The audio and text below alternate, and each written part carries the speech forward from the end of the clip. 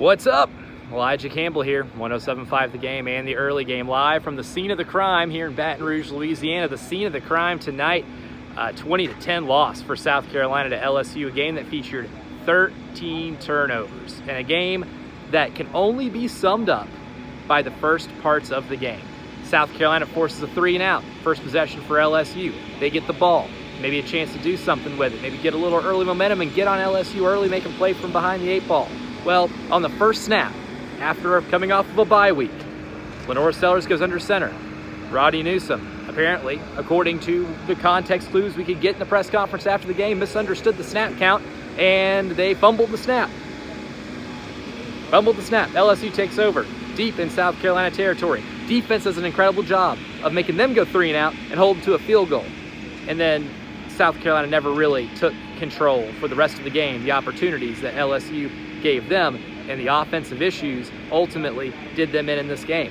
One of the crimes committed here at this scene in Louisiana, 13 penalties. 13 penalties, a majority of them being procedural penalties.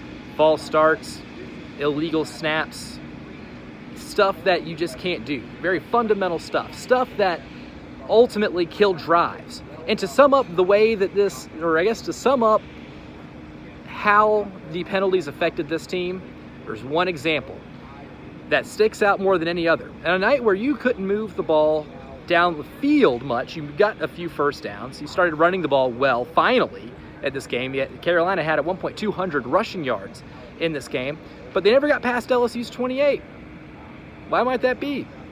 Because a few times they would get into LSU territory and commit false starts, would jump early, find some type of penalty, some type of way to keep moving backwards. The one time South Carolina got down to as far as LSU's 28, they had a 1st and 10 on the LSU 28, down 7 with a chance to maybe get back in this game. False start, moves you back a little bit. And the very next play, pocket collapses. Lenore has to throw the ball away, but he doesn't get out of the pocket when he does it. So that's intentional grounding, and it's a loss of down penalty. So there you go. That was a 19-yard penalty. So those two penalties right there combined for 24 yards. Carolina, with a chance to tie this game, turned a 1st and 10 on LSU's 28 into a second down and 28 on the 46 of LSU. It's going to lose you games every time. I can't really even talk about much of what LSU did, because LSU didn't play very well at all. LSU was awful. LSU tried to give Carolina the game on a few times. They turned the ball over 3 times. They fumbled on the goal line all the way down there. South Carolina didn't do anything with it. Garrett Nussmeier threw a gift to DQ Smith over here near this end zone. Carolina didn't take advantage of it. He threw an interception on that goal line, Garrett Nussmeier did, where Peyton Williams read him like a book. It was an incredible play. Couldn't do anything with it. You forced 3 turnovers in this game. You ran for 200 yards. Now, if you popped up yesterday, right after I got off the air on the early game, and you said, Elijah, I'm from the future. South Carolina's going to run for 200 yards in this game and force 3 turnovers. I'm saying, holy bleep, they win this game by multiple scores. Not only did they not win the game by multiple scores, they lost the game by multiple scores and never got past the LSU 28. Even in special teams, right? Special teams had a chance to be able to cut themselves some slack into this game. Missed a field goal. William Joyce missed a field goal early in this game, and brother, it was not even close. It was not even close. In a dismally missed field goal, it summed up the night. Right? It was a comedy of errors in this game for South Carolina that not even the Cohen brothers could direct or conjure up. And that's ultimately what cost them this game. They've now lost 3 games, South Carolina has, in different ways. Vanderbilt, Lenore gets hurt, offense stalls out, gets past the 50 a few times, can't score on it, and Vanderbilt just tricked you and duped you to death. You go to Missouri, you commit a lot of penalties, you don't take care of business when you get your goal line chances on all of them, and you got a 2-point lead going into the 4th quarter when you probably didn't think you deserved a 2-point lead going into the 4th quarter, and then lose that game. And then tonight, you go into a hostile environment, your defense holds up their end of the bargain, forces 3 turnovers, but penalties kill you again.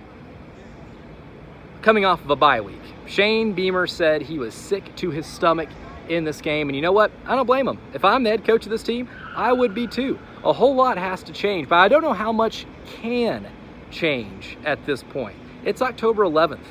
You played 6 games. It might be feasible to think you just are who you are at this point. I would like to see some improvement, but at some point, there's only so much someone like Lenore Sellers can do. And even he made some mistakes last night with the intentional grounding penalties. He was not perfect in this game by any means. Now, I will say, he pulled a couple rabbits out of his hat. I think he only got sacked twice. I think they counted 2 sacks for Lenore Sellers.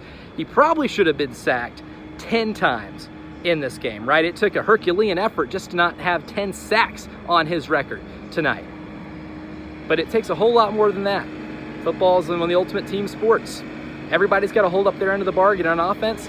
Not enough people are holding up their end of the bargain. Even in some of the plays where the offensive line would do a good job of opening up run lanes. Again, you don't run for 200 yards on accident. I think Trovon Ball had maybe the best play of the night to free up that hole for Matt Fuller to run to. Matthew Fuller's 72-yard touchdown run that went into this bad boy right here in this end zone really was caused by Trovon Ball's pancake block to open up that hole, and bam, he took advantage of it.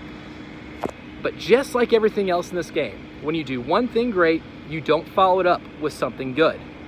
You don't have to follow up not every play has to be a 72-yarder, but not everything can be moving 5 yards backwards in increments. That's how you lose games. That's what makes a play like Matthew Fuller's does not matter, because you can't string enough of those together. You even won the explosive play battle, I believe. And you won the explosive play battle, the turnover battle, the rushing yard battle, and you still lost because you kept shooting yourself in the foot every time you got past the 50. That's really the only way I can sum this game up.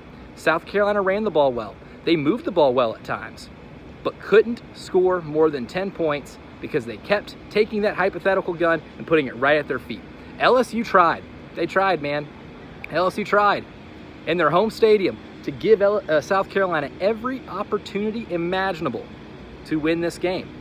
They handed it to them a few times. South Carolina refused to take it. I'm Elijah Campbell, and my coverage here from Death Valley in Baton Rouge, brought to you by my friends at Forest Lake Travel. Now, Forest Lake Travel, great job of getting me here. My friend Daisy Miller does a fantastic job because I'm a terrible terrible travel planner, but Daisy got me situated. She was able to get me the flights I needed to get on, was able to kind of coordinate with what my schedule was, and take a lot of the stress of traveling out of my hands. I get stressed out by enough as it is. Daisy Miller made sure that I didn't have to worry about the organization of my travel. They can do the same thing for you, whether it's trips domestically in America or abroad. They help you find great deals. It's the only way to travel, and I don't think I want to get on an airplane if Daisy Miller and Forest Lake Travel don't help me out with that. So, a lot to react to.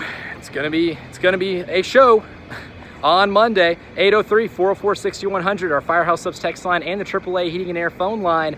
The early game starting with us at 6 a.m. on Monday, leading all the way up to the post-game show with Jay and Terry. Call in, vent frustration, talk this thing out, and to quote Fraser Crane, I'm listening. Until then, I'm Elijah Campbell from the scene of the crime here in Baton Rouge, Louisiana. I'll talk to you bright and early on Monday morning.